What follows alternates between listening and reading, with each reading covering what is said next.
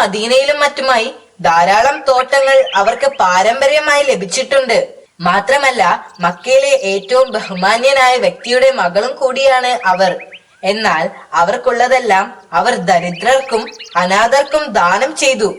പലപ്പോഴും അവർക്ക് പട്ടിണി കിടക്കേണ്ടി വന്നിട്ടുണ്ട്.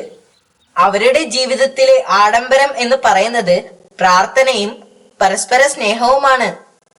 വീട്ടു ജോലികളിൽ അവരെ സഹായിക്കാനായി ബീവി ഫിസ എന്ന പെൺകുട്ടിയെ അവർക്ക് ലഭിച്ചു. പക്ഷേ അദ്ദേഹം അവളുടെ ജോലി ഒന്നിടവിട്ട ദിവസങ്ങളിൽ മാത്രമാക്കി ക്രമീകരിച്ചു. ഫാത്തിമ റളിയല്ലാഹു അൻഹു അസുഖം ബാധിച്ച് കിടന്നാൽ പോലും അവർക്ക് അനുവദിച്ച ദിവസം മാത്രം ജോലി ചെയ്താൽ മതിയെന്ന് അവളോട് അദ്ദേഹം പറഞ്ഞിരുന്നു. അങ്ങനെയുള്ള ദിവസങ്ങളിൽ അലി റളിയല്ലാഹു അൻഹു വീട്ടുജോലികൾ മുഴുവൻ ചെയ്യുമായിരുന്നു. ഭക്ഷണം ഉണ്ടാക്കുകയും തുണി കഴുകുകയും മറ്റുമെല്ലാം അദ്ദേഹം സ്വയം ചെയ്തിരുന്നു. ബദർ, ഉഹദ്, ഖന്തക്ക്, ഖൈബർ തുടങ്ങി പ്രതിരോധത്തിന് വേണ്ടിയുള്ള യുദ്ധങ്ങളിൽ ഇസ്ലാം വിജയം വരിച്ചത് ഇമാം അലി റളിയല്ലാഹു അൻഹുവിന്റെ കൈകളിലൂടെ ആയിരുന്നു. അദ്ദേഹം യുദ്ധങ്ങളിൽ പതാക ഏന്തുക മാത്രമല്ല, മുസ്ലിം സൈന്യത്തെ വിജയത്തിലേക്ക് നയിക്കുകയും ചെയ്തിരുന്നു. അദ്ദേഹം ധീരനും ശക്തനുമൊക്കെ ആണെങ്കിലും തന്റെ വീട്ടിലേക്ക് വേണ്ട സാധനങ്ങൾ അദ്ദേഹം തന്നെ വാങ്ങിക്കൊണ്ട് പോകുമായിരുന്നു. ആളുകൾ ഇത് കാണുമ്പോൾ അദ്ദേഹത്തെ സഹായിക്കാനായി മുന്നോട്ട് വരും. എന്നാൽ അദ്ദേഹം അതിനെ എതിർത്തുകൊണ്ട് പറഞ്ഞു, ഒരു കുടുംബത്തിന് വേണ്ട ചുമട് ചുമക്കാൻ ഏറ്റവും അനുയോജ്യൻ ഗൃഹനാഥനാണ്. അതാണ് അദ്ദേഹത്തിന്റെ വിനയം. ഇത് കണ്ട ഹസ്രത്ത് സൽമാൻ അൽ ഫാരിസി റളിയല്ലാഹു അൻഹു പറഞ്ഞു, എന്തുമാത്രം വീട്ടു സാധനങ്ങളാണത്! പ്രവാചകന്റെ മകളായ ഇദ്ദേഹത്തിന്റെ ഭാര്യയും ഇദ്ദേഹവും വളരെ ദരിദ്രമായ ജീവിതമാണ് നയിക്കുന്നത്. ഇവർ വിതരണം ചെയ്യുന്നതിന്റെ 10 ഭാഗം മതി ഇവർക്ക് സുഖമായി കഴിയാൻ. ഫാത്തിമ റളിയല്ലാഹു അൻഹു 4 കുട്ടികൾക്ക് ജന്മം നൽകി. 5ാമത്തെ കുട്ടിയുടെ ജനന സമയത്ത് അവർ വഫാത്തായി. ഫാത്തിമ റളിയല്ലാഹു അൻഹു ജീവിച്ചിരുന്ന സമയത്ത് ഇമാം അലി റളിയല്ലാഹു അൻഹു മറ്റൊരു വിവാഹം കഴിച്ചിരുന്നില്ല. എന്നാൽ അവരുടെ മരണശേഷം അദ്ദേഹം യമാമയെ വിവാഹം ചെയ്തു.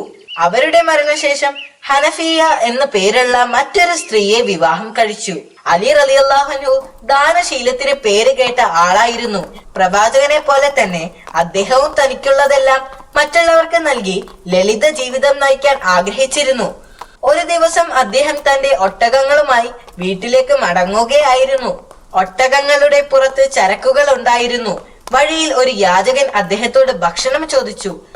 അദ്ദേഹം തന്റെ പ്രിയദാസനായ ഖംബാറിനോട് അയാൾക്ക് ഭക്ഷണം കൊടുക്കുവാൻ ആവശ്യപ്പെട്ടു.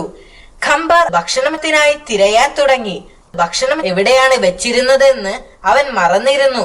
കുറച്ചു സമയം കഴിഞ്ഞിട്ടും ഭക്ഷണം ലഭിക്കാതായപ്പോൾ എന്താണ് ഇത്ര വൈകുന്നതെന്ന് അദ്ദേഹം അവനോട് ചോദിച്ചു. അവൻ തിരഞ്ഞുകൊണ്ടിരിക്കുകയാണെന്ന് മറുപടി പറഞ്ഞു. പിന്നെയും സമയം വൈകിയപ്പോൾ ഭക്ഷണത്തിന്റെ ബാഗ് വെച്ച ഒട്ടകത്തെ അയാൾക്ക് നൽകാൻ അദ്ദേഹം ആവശ്യപ്പെട്ടു. ഖംബാർ ഒട്ടകങ്ങൾക്കിടയിലൂടെ തിരഞ്ഞുകൊണ്ടിരിക്കുകയായിരുന്നു.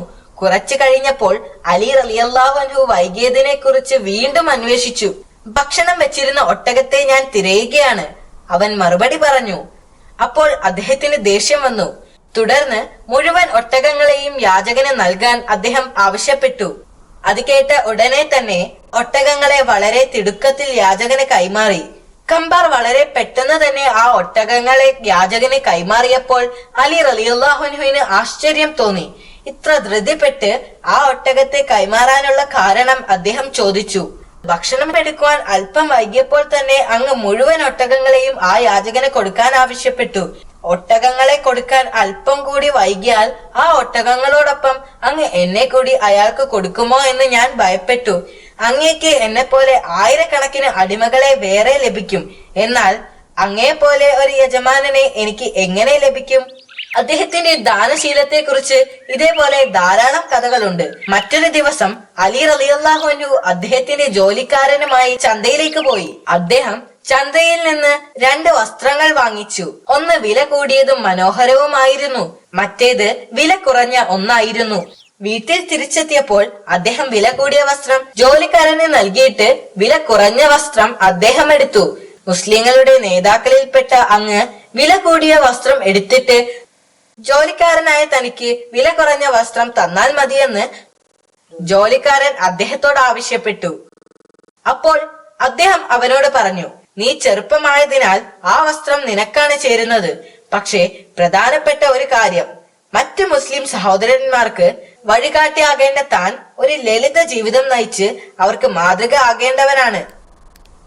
ഒരു ദിവസം 2 പേർ ആ നഗരത്തിലേക്ക് വന്നു. ഒന്ന് ഒരു മുസ്ലിം ആയിരുന്നു, രണ്ടാമത്തെ ആൾ മറ്റൊരു മതസ്ഥനും. മുസ്ലിമായ ആൾ ഇസ്ലാമിക ഭരണകൂടത്തിന്റെ തലസ്ഥാനമായ കൂഫയിലേക്കും രണ്ടാമത്തെ ആൾ അടുത്ത് തന്നെയുള്ള മറ്റൊരു സ്ഥലത്തേക്കുമായിരുന്നു പോകേണ്ടത്. അവർ യാത്രയുടെ ഒരു ഭാഗം ഒരേ വഴിയിലൂടെ യാത്ര ചെയ്യേണ്ടതിനാൽ അവർ ഒരുമിച്ച് യാത്ര ചെയ്തു. അവർ അവർക്ക് 2 പേർക്കും താല്പര്യമുള്ള എല്ലാ വിഷയങ്ങളെക്കുറിച്ചും പരസ്പരം സംസാരിച്ചു. അവസാനം അവർക്ക് 2 പേർക്ക് പിരിയേണ്ട സ്ഥലമെത്തി. അവർക്ക് പിരിയേണ്ട സ്ഥലമെത്തിയിട്ടും മുസ്ലിം സഹോദരൻ അമുസ്ലിമായ ആ മനുഷ്യന്റെ കൂടെ നടന്നു. ആ മനുഷ്യൻ അത്ഭുതത്തോടെ ചോദിച്ചു, താങ്കൾക്ക് കൂഫയിലേക്ക് പോകണമെന്നല്ലേ പറഞ്ഞത്? അതെ, മുസ്ലിം പറഞ്ഞു. പിന്നെന്തിനാണ് നിങ്ങൾ ഇതുവഴി വരുന്നത്? ആ വഴിയാണ് കൂഫയിലേക്ക് പോകേണ്ടത്. അതെനിക്കറിയാം. താങ്കളുടെ കൂടെ കുറച്ചും കൂടി നടന്ന് താങ്കളെ യാത്രയാക്കാൻ ഞാൻ ആഗ്രഹിക്കുന്നു.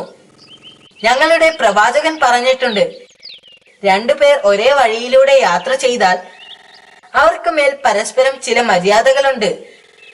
അതുകൊണ്ടാണ് ഞാൻ താങ്കളുടെ കൂടെ കുറച്ചു ദൂരം നടന്നത്. അത് കഴിഞ്ഞ് ഞാൻ എന്റെ വഴിക്ക് പോകും. അമുസ്ലിമായ ആ മനുഷ്യന് വളരെയധികം മതിപ്പ് തോന്നി. ഇത്തരം ശ്രേഷ്ഠമായ പ്രവർത്തികൾ കാരണമാണ് ഈ ലോകത്ത് നിങ്ങളുടെ മതം ഇത്ര പെട്ടെന്ന് പ്രചരിക്കുന്നത് എന്ന് എനിക്ക് ഇപ്പോൾ മനസ്സിലായി. ഇതിനെല്ലാം കാരണം പ്രവാചകൻ മുഹമ്മദ് നബി മുസ്തഫ സല്ലല്ലാഹു അലൈഹി വസല്ലമയും അയാളുടെ കൂടെയുണ്ടായിരുന്ന ആ സുഹൃത്ത് അക്കാലത്തെ ഖലീഫയായിരുന്ന ഇമാം അലി റളിയല്ലാഹു അൻഹു ആണെന്നറിഞ്ഞപ്പോൾ അദ്ദേഹത്തിന്റെ ആശ്ചര്യവും ആരാധനയും അതിന്റെ ഉന്നതിയിലെത്തി. ആ മനുഷ്യൻ പിന്നീട് ഇസ്ലാം മതം സ്വീകരിക്കുകയും അലി റളിയല്ലാഹു അൻഹുവിന്റെ വിശ്വസ്ത സഹചാരിയായി തീരുകയും ചെയ്തു. മാഷാ അല്ലാഹ്.